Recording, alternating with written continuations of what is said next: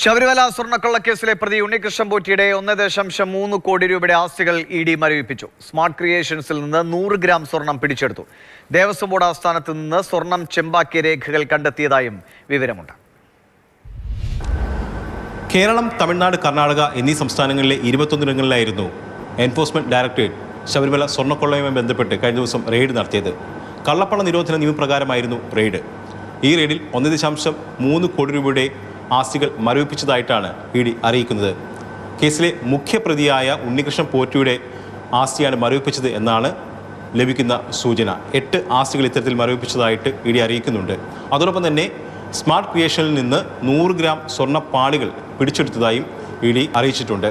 അതോടൊപ്പം തന്നെ തിരുവിതാംകൂർ ദേവസ്വം ബോർഡ് ആസ്ഥാനത്ത് നടത്തിയ പരിശോധനയിൽ 2019 മുതൽ 2021 വരെയുള്ള രേഖകൾ പിടിച്ചെടുത്തതായി പറയുന്നു. അതിൽ ഏറ്റവും പ്രധാനം ഈ സ്വർണം അടിച്ചു മാറ്റുന്നതിന് വേണ്ടി സ്വർണ്ണ പാളിയെ ചെമ്പായി രേഖപ്പെടുത്തിയിരുന്നു. ആ രേഖയും അതിൻ്റെ മഹസറും പിടിച്ചെടുത്തതായി പറയുന്നു.